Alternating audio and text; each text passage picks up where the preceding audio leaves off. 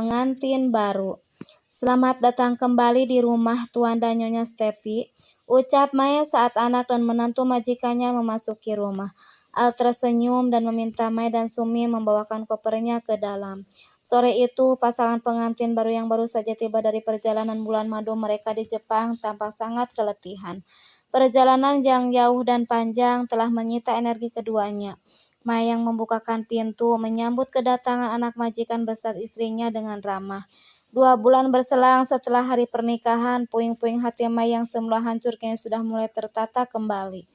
Walaupun puing-puing tersebut belum 100% tertata dengan sempurna seperti sedia kala, namun kini ia lebih legowo dalam menyikapi kisah cintanya yang sangat tidak mungkin itu. Al membawa sang istri ke dalam kamarnya di lantai atas. Mae, kita masuk sekarang untuk makan malam nanti. Baik, Biksum, kita masak makanan apa? Menu kesukaan Tuan Allah saja, sudah lama ya tidak makan makanan rumah. Pastinya dia sudah bosan makan makanan restoran. Oke, Bi. Keduanya bergegas masuk ke dalam mobil menggeret koper. Sumi langsung membongkar isi koper dan memasukkan pakaian kotor ke dalam mesin cuci. Sambil menunggu cucian, ia segera ke dapur untuk mulai memasak. Mae dengan sekatan mencuci dan membumbui ayam dengan bumbu yang sudah tersedia di dalam kulkas. Tempe dan sambalnya jangan lupa, Mae. Iya, Bi. Sebentar saya ungkep ayam. Saya akan siapkan bahan untuk sambal. Kalau tempe sudah dipotong-potong, sip. Bibi juga mau mencuci beras dan kangkungnya. Ya, Bi. Tak lama kemudian, Madam Lisa masuk ke dalam dapur. Tumben kalian sibuk jam segini. Madam, itu Tuan dan istrinya baru saja tiba. Kami sedang masak untuk makan malam nanti. Mae menjelaskan sambil sibuk menyiangi cabai rawit dari tangkainya. Kapan dia datang? Kenapa tidak kasih kabar sama aku itu si Al? Mungkin lupa, Madam. Yang penting kan mereka berdua sudah sampai di rumah dengan selamat. Pungkas Mae tak ingin membuat masalah baru. Karena ia menangkap sinyal yang kurang baik dari nada bicara majikannya. Madam Lisa pun diam, ia berjalan menuju halaman belakang rumahnya. Sumi dan Mae saling pandang, keduanya sangat paham atas sikap majikannya yang terkesan sangat sensitif dan mudah tersinggung. Waktu menunjukkan pukul 19, Mae memberitahu tuannya bahwa sajian makan malam sudah siap. 15 menit kemudian, Al muncul menggandeng tangan istrinya dengan mesra. Hai Mom, apa kabar? Sapa Al mencium kening sang ibu. Stepi tersenyum dan memanggutkan kepala sebagai tanda hormat kepada mertuanya. Baik, kenapa kamu pulang tidak kasih kabar? Surprise, Mom. Kamu itu kebiasaan. Jangan marah ya, Mom. Mari kita makan saja. Anak nakal, ucap Madam Lisa mengacak rambut anaknya. Mae, panggilnya, mengajak sang asisten pribadinya untuk makan bersama. Al tertawa kecil lalu ia menarikkan kursi untuk sang istri. Setelah itu ia pun duduk di sampingnya. Stepi menatap semua menu makanan yang ada di meja. Nampaknya ia tidak berselera dengan makanan yang dimasak oleh Mae dan Sumi itu. Mae datang berujar kalau dia belum lapar. Namun majikannya itu memaksanya untuk duduk dan ikut makan malam. Dengan berat hati, gadis berkaos merah itu pun duduk di tempat biasanya ia duduk. Posisi favoritnya di mana ia bisa berhadapan dengan tua muda yang sosoknya sangat ia kagumi dan dicintai itu. Stepi berbisik kepada suaminya. Al mengusap rambut sang istri yang tampaknya sedang ngambek. Madam Lisa yang memperhatikan anak dan menantunya segera bertanya atas perubahan air muka Stepi. Ini, Mom, Stepi tidak suka makan seperti ini, dia kan lagi diet. Jadi dia minta kentang rebus dan dada ayam tanpa tulang yang direbus tanpa bumbu, hanya garam saja sedikit. Diet mau kayak gimana lagi, badan sudah langsing gitu kok. Aku tidak bisa makan berbumbu seperti ini, Mom.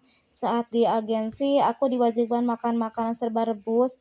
Makanan berbumbu boleh tapi sekali-sekali saja. Hal itu jadi kebiasaan aku sampai sekarang. Tersiksa sekali cacing di dalam perut. Itu Stepi. Stepi tersenyum kecut lalu ia meminta Mae untuk menyiapkan makanan yang diinginkannya. Mae, tolong buatin dong sekarang, aku sudah lapar. Baik, Nyonya Stepi, ujar Mae sambil berdiri. Namun dengan cepat, Madam Lisa melarang Mae pergi meninggalkan meja makan. Biar Sumi saja, lanjutkan makanmu. Sumi, Mae kembali duduk tanpa menjawab. Tak lama kemudian Sumi muncul. "Ada apa, Madam? Katakan apa maumu, Stepi. Takut salah-salah nantinya kalau aku yang bicara.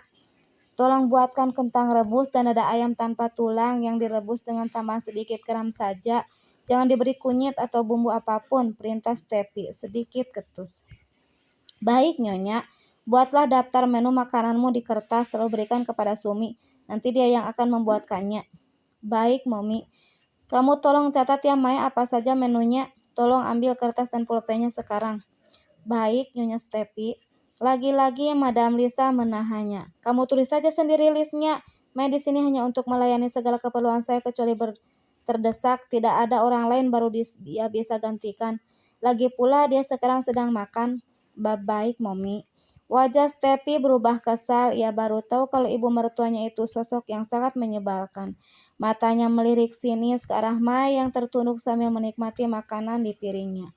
Diam-diam ia pun mulai merasa tidak suka kepada Mai yang dianggap telah menjadi biang kerok, di mana dirinya dimarahi 2 kali oleh sang ibu mertua.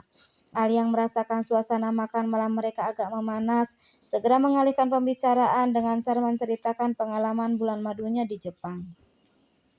Suasana pun kembali mencair. Gelak tawa ibu dan anak itu terdengar memenuhi ruang makan. Mae sesekali ikut tertawa tapi tidak dengan Stepi. Rupanya wanita yang usianya sama dengan Al itu sudah kadung dongkol dengan kesan pertama yang didapatkannya saat makan malam baru dimulai tadi. 20 menit kemudian muncul Sumi datang dengan membawa pesanan Stepi. "Kok banyak sekali sih, Sumi? Kamu mau bikin aku gendut ya?" Pekik Stepi mendorong piring yang disodorkan Sumi. "Panggil dia Bi Sumi," bentak Madam Lisa. "Makan saja sesuai porsimu, Honey." "Bi Sum, tolong ambilkan piring kosong ya," ucap Al. Stepi yang sudah habis kesabaran berdiri dan berlalu meninggalkan meja makan tanpa permisi. Al terkejut langsung mengejar istrinya. Madam Lisa geleng-geleng kepala dengan sikap menantu barunya. "Simpan saja kentang rebusnya, Sum. Olah saja jadi perkedel untuk sarapanku besok." "Baik, Madam." Sumi mundur pamit kembali ke dapur. "Madam, maaf sebelumnya. Apa sikap Madam tadi tidak berlebihan kepada Nyonya Stepi? Aku tidak suka wanita manja dan jutek seperti itu. Kamu tahu wataknya seperti apa?" "Iya, Madam, tapi sebaiknya Madam bersikap sedikit lebih sabar. Kan Nyonya Stepi anggota baru di rumah ini. Belum tahu banyak tentang segala sesuatunya." "Sudah diamlah, jangan membela menantuku itu. Biar saja aku bersikap seperti itu. Toh memang dia salah, badan udah setipis lidi, masih saja mau diet." Cekak. "Maafkan saya, Madam, mau tambah lagi makannya? Potongkan saja aku apel." "Baik, sebentar saya ambil dulu pisaunya." Mai bergegas ke dapur, tidak lama kemudian ia pun kembali masuk dengan membawa pisau. Usai makan malam, Mai dan Sumi membereskan meja makan bersama-sama. Keduanya membahas apa yang terjadi tadi. Sumi mengatakan ketidaksukaannya terhadap Stepi. Namun, Mae seperti biasa mengingatkan akan kewajibannya sebagai bawahan seperti apa. Setelah peralatan masak dan alat makan bersih dicuci, Sumi pamit untuk istirahat. Mae mengangguk lalu ia pun beranjak ke dalam kamarnya untuk merebahkan tubuhnya yang setelah beraktivitas seharian. Saat tengah malam tiba, bel di kamar Mai berbunyi. Ia terbangun dan masuk ke dalam kamar majikannya. "Maafkan aku mengganggumu, Nak. Aku haus, mau minum air dingin." "Gak apa-apa, Madam. Tunggu sebentar ya." Mai keluar dari kamar dan melangkahkan kakinya menuju dapur. Saat ia sedang menuangkan air ke gelas, tiba-tiba matanya tertuju pada pintu belakang yang terbuka. Ia berlari dengan maksud akan menutupnya, namun suara Al dari kursi goyang tak jauh dari pintu membuat Mai mengurungkan niatnya. "Tuan Al lagi apa tengah malam begini di sini?" "Berikan air dingin itu kepada Momi, lalu kamu kembali lagi ke sini. Aku butuh kamu, Mae." Deg. Dada Mae kembali berdesir, sejuta pertanyaan muncul dalam benaknya. Ada apa dengan tuan mudanya itu? 5 menit kemudian Mae kembali lalu ia duduk di kursi rotan dekat kursi goyang yang sedang diduduki oleh Al. "Tuan kenapa, Stepi?" jawabnya mengambang. "Marah ya gara-gara makan malam tadi?" "Iya, Mae, aku pusing." "Maklumi saja, Tuan, kan Nyonya Stepi menantu baru. Jadi beliau belum tahu seluk-beluk dan watak Madam. Tapi sifat jeleknya itu bukan hanya kali ini saja. Selama di Jepang, aku harus mengelus dada atas sikapnya itu. Sedikit-sedikit ngambek, marah, lempar barang, minta cerai. Mae menutup mulutnya karena terkejut. Ia tidak menyangka kalau Steffi berani memperlakukan suaminya seperti itu. Coba Tuhan bicara empat mata dari hati ke hati kepada Nyonya Steffi. Sudah aku coba, dan apa jawabannya? Aku dari lahir sudah begini. Kalau kamu suka silahkan. Kalau tidak suka ya kita cerai. Dia tidak suka diatur. Aku meminta segelas teh manis saja, dia menolaknya. Katanya kalau mau segala-galanya dilayani. Menikah saja dengan pembantu. Ya Allah, yang sabar Tuhan. Aku tidak tahu sampai kapan aku bisa bertahan. Berdoa kepada Tuhan, Tuan. Memohon padanya agar Nyonya Steffi bisa berubah. Makasih ya, Mai. Kamu membuat beban di hatiku sedikit berkurang. Kapsilen yang tentang masalahku ini hanya kamu yang tahu. Baik, Tuan. Mai membuang pandangan jauh ke hamparan air berwarna biru yang jernih dan bersih. Hatinya turut merasakan kesedihan yang tuan mudanya rasakan. Beristirahatlah, Mai. Besok kamu harus kuliah.